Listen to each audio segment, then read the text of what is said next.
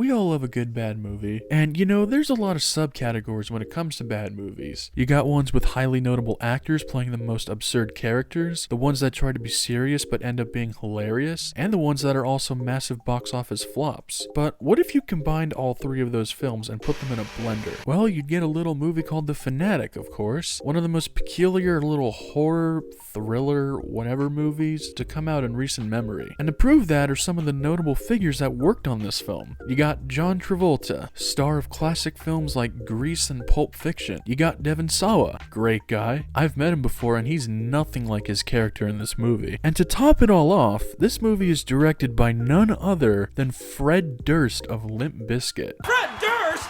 Yeah! Like, dude, could you imagine if in the trailer it just randomly said, "From the guy that brought you chocolate starfish and the hot dog flavored water"? I mean, that'd be one of the greatest movie trailers of all time. So real quick, I need to tell you how I discovered this movie in the first place. It was right before COVID when this famous movie theater in Santa Monica, California was doing a John Travolta double feature with Pulp Fiction and The Fanatic. And getting to see Pulp Fiction on the big screen was totally awesome. But after intermission, we all sat down to watch the other movie, The Fanatic. And it was an interesting experience to say the least. Was it worth it in the end? Well, there was a Q&A with John Travolta after the show, so I guess it was kind of worth it. But so far this movie seems kind of quirky, right? Well, what the hell is this movie even about? So John Travolta plays a guy named Moose. Great name, by the way. He's a gigantic movie fan and obsesses over a famous actor named Hunter Dunbar. So when he learns that he's going to be doing a signing at a local comic shop, he gets all excited because he's about to meet his favorite actor. But of course, something goes wrong, and so Moose decides to start stalking this actor to a point where things start to get tense. Sounds interesting, right? But right before we get to that, please make sure to subscribe to this channel and also like this video because it does really help me out. I'm going to start doing more movie reviews like this, so you should definitely stay tuned for what's to come. We got a lot of fun movies to look forward to in the future. And with that out of the way, it's time to go down the rabbit hole and look at the autistic John Travolta movie From Hell. So the movie starts with this quote from the actor that Moose is obsessed with. And right here, part of me was wondering if the filmmakers just expected us to read the plot synopsis of the movie before we actually watched it. Because if you did, you'd already know who this guy is. But if you went in completely blind, you're just kind of left scratching your head. I mean, obviously the movie does eventually explain who Hunter Dunbar is, but I think it's kind of odd to start the movie with a quote from a fictional character. But don't worry folks, it'll get even more odd. So we then get these establishing shots of Hollywood Boulevard, accompanied with some cliche voiceover narration. This place will suck the life right out of you. Some people pick themselves up after getting the shit knocked out of them. Others break down like an old station wagon. This narration happens quite a bit throughout the movie, and it's provided from this girl named Leah, who we find out is Moose's friend. But spoiler alert, a lot of these events that she narrates, she wasn't even a part of. So logistically, it makes no sense for her to be sharing something like this. You could say Moose told her all of these things, but given his persona, I highly doubt it. Speaking of Moose, we're introduced to him riding on a moped to a local comic shop he frequents, which is run by a guy named Aaron. And I'm not gonna lie, for a brief moment, I thought this guy was played by Nicolas Cage. He's not, but could you imagine this wacky psychological thriller with an autistic stalker, and then there's just some random Nicolas Cage cameo? He'd probably do it, honestly, and we could have had a nice little face-off reunion, but oh well. So here we get the first line of dialogue from Moose, and it's certainly something. I can't talk too long. I gotta poo. Alright folks, I've seen enough. This movie is absolute cinema. Can't say I'm too surprised though. This was written by the same guy who said he would skin your ass raw with a chainsaw. So Moose tells Aaron that he's going to a cast party for a new movie that Hunter Dunbar is in, but then Aaron tells Moose that Hunter is going to be coming to the store to sign copies of his new book. And Moose, to no surprise, gets really excited. Why didn't you tell me this was actually happening? So he purchases an expensive ass jacket from a movie that Hunter was in, and then he rides his moped back to his apartment with the jacket on backwards for some reason. I don't know who they hired to edit these opening credits. Probably a guy who just started using Premiere Pro like the day prior to editing this. Or maybe Fred Durst got in contact with Maynard James Keenan. Matter of fact, the whole crew that they hired for this movie is all over the place. I mean, whoever thought it was a good idea to have John Travolta wear that beautiful wig definitely did a contribution alright, but also the VFX, the production design. It's like they didn't have a solidified plan for how they wanted to present it in the movie, and so we just kind of got this like mishmash of everything, and honestly, I don't know if it works out. Moose's apartment looks like that creepy apartment from the movie Maniac, which hey, that movie actually does get referenced later on, so maybe that was intentional after all. Maniac, that's a great movie. Not the crappy remake. That was overrated. So we later find out Moose wasn't actually invited to that cast party, but instead he's trying to sneak in with the help of his friend Leah, the same person who does the voiceover narration. He does eventually make it inside, and we watch him walk around the room just kinda acting immature. I feel like this scene presents Moose less as a man on the spectrum, and more like a grown man just acting like a toddler. He goes up to the bartender asking him for a strawberry milkshake, he gags at all the appetizers they're serving, you know, stuff like that. Eventually he notices an actress in attendance and decides to make small talk with her. It goes about as you'd expect. I'm a really big fan of yours, Amanda. I really think your work is solid in minutes into days, and I think you're really good in Kill or Be Killed. You should do more horror pictures, Amanda. So then Moose asks this actress if Hunter Dunbar's in attendance, and well, turns out he's not. So after trying to get an autograph and making a commotion, Moose ends up getting kicked out by security. But the security guard also says, "No outside bags allowed." So like, how the hell did Moose manage to get inside in the first place? Whatever. The next day, Leah and Moose have a little argument about what happened the previous night, but who the f cares about that? Here's Moose as a British officer. Welcome to Hollywood, where crimes are made of. London Bridge is right over there. It's over. The Beatles are here. The Beatles are here. Jack the Ripper. So I guess this is his job that he does for a living, which is dressing up as a British Bobby and walking down Hollywood Boulevard for tips. And all I can think now is, damn, missed opportunity to make him dress up as Elmo. That would have been amazing. But Moose's attention is taken away by a performer named Todd, who does these like illusions with dangerous objects. He's also kind of a dick to Moose. And I don't steal from people. People? They're not people, Moose. They're fucking tourists. So Moose eventually makes it to the signing, and apparently he gets to skip part of the line, the privileged bastard, but right as he gets to the front, Hunter gets taken away, and Moose starts to get worried. So it turns out Hunter was supposed to look after his kid, but he apparently forgot to, so his ex-wife had to step in. And while this kerfuffle's going on, here comes Moose interrupting trying to get his autograph, and it seems Moose can't seem to read the room because after Hunter's ex-wife leaves, Moose is still attempting to get his jacket signed. It gets to a point where Hunter even threatens to punch Moose in the face. How would I sign your face with my fist? That's a collector's item you're not going to want to take home. Trust me. Look, I get Hunter's in a bad mood right now, but threatening to punch one of your fans? That's kind of fucked up. So as Leah and Moose have a conversation the next day, she reveals that she knows of a little app that tracks where celebrities live, which that's not creepy at all. It's an app that shows all these pictures of celebrities' houses as well as their addresses, which I'm sorry, there's no way this app would exist in real life. It'd be deleted as soon as someone found out. But Leah gives Moose access to the app, and of course, Moose ends up finding Hunter Dunbar's house, which he decides to head over to and deliver a letter to Hunter. And this sets up the remaining conflict for the rest of the film, because he's going to be returning to Hunter's house quite a bit throughout this film. So you could argue that Leah is the villain of this movie because she showed Moose an app that allows fans to stalk celebrities. Well, I guess she does tell him to not stalk them. You have to promise me, okay? You have to be careful. I don't want you to be accused of stalking. But Leah, here's my suggestion. Don't send this motherfucker this app. You're basically Moose's closest friend, so you obviously have been around him long enough to know his condition. But whatever, I guess they needed to propel the story forward somehow, right? So Moose finds Hunter's house and he starts taking pictures in front of it. But with unfortunate timing, Hunter returns to the house and they have another confrontation. I don't know what you're doing outside my house like some sort of deaf mute pervert, but I suggest you keep moving. Unless you want trouble. I don't ever want to see you in this neighborhood again.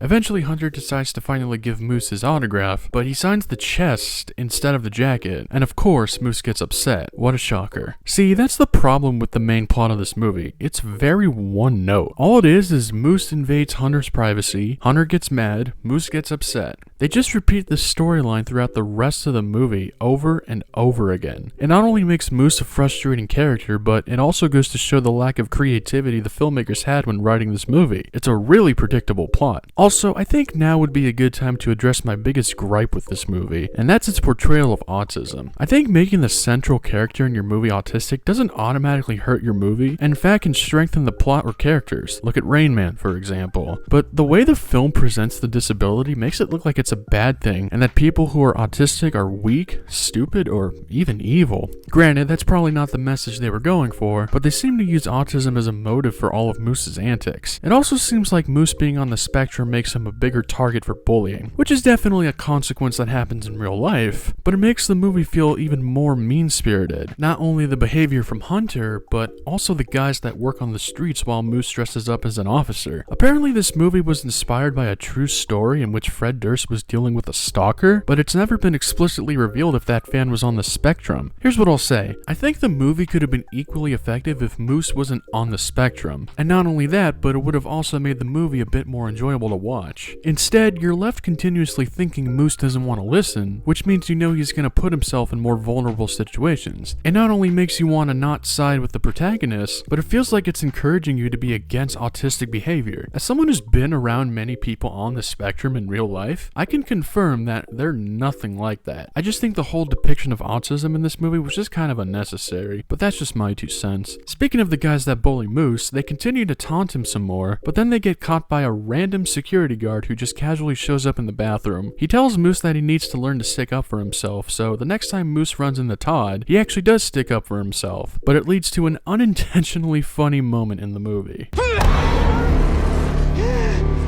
I wish Freddy Krueger would come and chop off your head, and it would roll in the street, and a truck would squish it, and the blood would splatter everywhere, and everyone would watch it.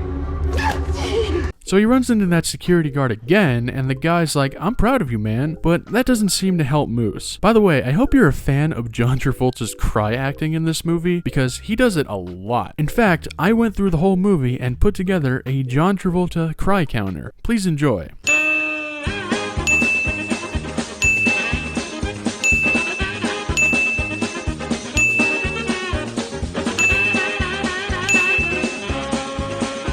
This movie is so bad, guys. So, to no surprise, he decides to go back to Hunter's house because he wants to make sure Hunter reads his letter. So, his maid notices the letter Moose left and decides to look at it. Apparently, Hunter has been having affairs with his maid, and I think that's why the subplot with his ex-wife was in this movie, but who cares because that's not really relevant to the main storyline. What does matter, though, is the next part where Moose freaks out, runs up to the maid out of nowhere, and then she starts attacking him, and so to defend himself, he punches her in the face. She hits her head on the fountain and I guess just fucking dies. And Moose's reaction is hilarious. I'm sorry. I'm so sorry. That's a nosebleed. That's bad. That's bad. I had a nosebleed. It wasn't fun. But you fix it. You take paper towels and you put it up your nose like... So he's more concerned over her bloody nose instead of the fact that he might have just committed a homicide. But I guess that doesn't matter to him because he just breaks into their house like nothing happened. And we pretty much spend the next 10 minutes of the movie watching Moose go through Hunter's stuff. He plays around on their piano, uses their toothbrush, looks through a camera watching old home videos of his ex-wife. And it's here in the film where they try to build suspense, but it ultimately goes nowhere because Hunter and his kid arrive back at the house, so now Moose has to hide from them. And there are some decent shots in this scene, like this one of Moose walking in the background as Hunter washes his hands, or this one of him grabbing the kid's toy. They're effective shots that could lead up to something actually kind of chilling, except they don't. This entire sequence is suspense that builds up to nothing, particularly this part of the sequence where Hunter falls asleep and Moose gets uncomfortably close to him. He's like sniffing this guy's ear, kissing him on the forehead. There's a part where he's trying to take a selfie, but he accidentally drops his phone. You can tell that this scene's trying to build tension, but this whole time all I'm thinking is, I'm watching an A-list actor play a mentally handicapped man doing these over-the-top things. And it makes the scene feel less chilling and more absurd and funny. And like I said earlier, all of this leads up to nothing, because the next time these two have another confrontation, it's outside his house during the next day, and it makes all that suspense feel wasted. Also, for some reason, they decide to randomly transition to a flashback of Moose when he was a kid, and all it is just him sitting at a TV watching watching Night of the Living Dead. It serves literally no function to the narrative at all. So Hunter and his son are driving down the road and they see Moose walking down the road, and then Hunter attempts to run him over, but then he doesn't? I don't know what that was all about. Oh right, it's also here in this scene where we actually get a cameo from Fred Durst. Well, kind of. Because Hunter's like, do you want to listen to some music? And of course, they put on Limp Bizkit. Real on the nose. Anyways, you get the drill by now. Hunter yells at Moose, and Moose gets upset. Very cookie cutter. Oh yeah, I forgot to mention earlier, but throughout the movie, we also get these drawings depicting things that happen throughout the story, but just like with many other things in this movie, they seem to serve no purpose at all. So I don't know why they're in here. So it's gotten to a point where Moose no longer appreciates Hunter as an actor, because he has a total mental breakdown. He burns all of his Hunter Dunbar memorabilia, he throws a temper tantrum while watching one of his movies, shit like that. And it's here that I start to realize that John Travolta was actually trying to put in a good performance. This whole movie was not actually satire, it's trying to be the real deal. And I did some research, and sure enough, good old Johnny here actually did an award campaign for this movie. Did it work? I mean, he did win an award for this movie. And it sucks too, because I do genuinely like Travolta as an actor, and watching his performance, all I can think is, how is this guy? Anybody can do that! Anybody can do that! The same as this guy. Look, I'm not a f***ing idiot, all right? That's a big man's wife. I'm gonna sit across from her, chew my food, my mouth closed, laugh at her f***ing jokes, and that's it. I just don't think that this role was meant for him. It should have been Nick Cage, honestly. So Leah comes to confront Moose because it turns out all those pictures he's been taking at Hunter's house were being posted to social media. So not only was this man taking pictures of the crimes he was committing, but he was also posting them online as well. So you'd think he'd finally be owning up to his mistakes, right? Well, think again, motherfuckers. You're mean! You're mean! You're blocked from my social media. You go! You go! You get out of here! So after another pointless drawing, we cut to Hunter sleeping in his house again, but as the camera slowly zooms out, it's revealed that Moose came back to his house and tied him up while he was sleeping. Because like I just said, this dude will not learn from his actions. He also decides to pull a bunch of acting stunts for some reason. He fakes his own death, he dresses up like Jason Voorhees, and he even covers Hunter in gasoline when it's revealed to just be water. And just like Hunter, all I can think is, what the f*** is going on? So once again, Hunter raises his voice and Moose is like, stop being so mean to me. And then Hunter's like, you know what? I'll make it up to you. I'll sign anything you want. But then out of nowhere, Moose is all like, What kind of a moron do you think I am? oh, so now you're gonna show some self-awareness, huh? Brother, we're over an hour into the movie now. Where the hell was this throughout the rest of the movie? So Hunter has to continually convince Moose all these things to let him go. Stuff like he won't call the police, he'll get Moose ice cream, autograph everything, and all of that seems to work because Moose does eventually untie Hunter. And you'd think they'd finally make amends, right? Nope. So Hunter decides to violently attack Moose as a way of self-defense, and I don't really want to show what happens because it's pretty gruesome, but he shoots Moose's fingers off and also kicks him down a flight of stairs, which looks kind of funny, I can't lie. Basically, the Hunter is after the Moose. Oh, I see what they did there. But at the same time, why is Hunter doing all of this? Like, yeah, he's been aggressive to Moose, but he's never been violent towards him. And the whole time it seems like the movie has just been setting Moose up to be the main villain. But then they're like, nah, he's just been misunderstood the whole time, and it's actually Hunter that's been the bad guy the whole time. But this whole sequence is just out of nowhere, and I feel like it serves no purpose other than to be edgy. Instead, it's completely gratuitous watching this dude violently beat the shit out of this autistic man, and it just feels unnecessary, kinda like this whole movie. But after Hunter stabs Moose in the eye and Moose starts whining like a toddler, I guess Hunter decides to finally show a bit of sympathy because he stops what he's doing, bandages up his wounds, and that's really it. Like, you couldn't have fully made it up to him and taken him to a hospital? No? Okay. So somehow Moose makes it back to Hollywood Boulevard, and for some reason, no one acknowledges the wounded, bloody man limping down the sidewalk. Well, except for these foreign tourist guys that assume he's just wearing a costume like everybody else. But the only one to acknowledge his wounds is Leah, who of course conveniently shows up to accompany him. And while this is all happening, it turns out Hunter is being arrested for the